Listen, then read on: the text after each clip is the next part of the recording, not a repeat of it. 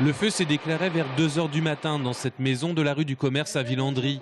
Quand la cinquantaine de pompiers sont intervenus, c'était un véritable brasier. La maison est ancienne, la charpente toute en bois. Elle a subi la loi du feu en quelques minutes. Les 3 filles du couple ont pu sortir indemnes physiquement au rez-de-chaussée. Le mari s'est extrait de sa chambre à l'étage par la fenêtre de toit.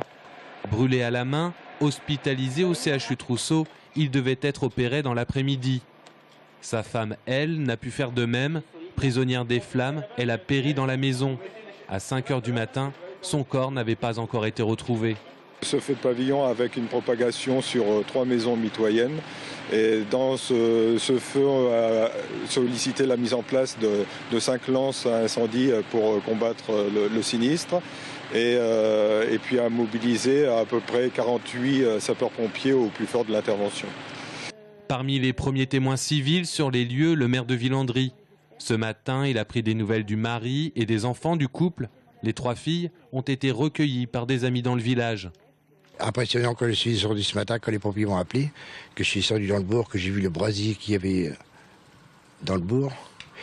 Et puis quand je suis arrivé, qu'on m'a dit que les enfants étaient sortis, le mari était sorti, puis qu'il restait encore une personne dans la maison. Et que malheureusement, cette personne a été retrouvée plus tard, décédée. L'origine de l'incendie est encore inconnue alors que les gendarmes scientifiques ont mené leur investigation depuis ce matin.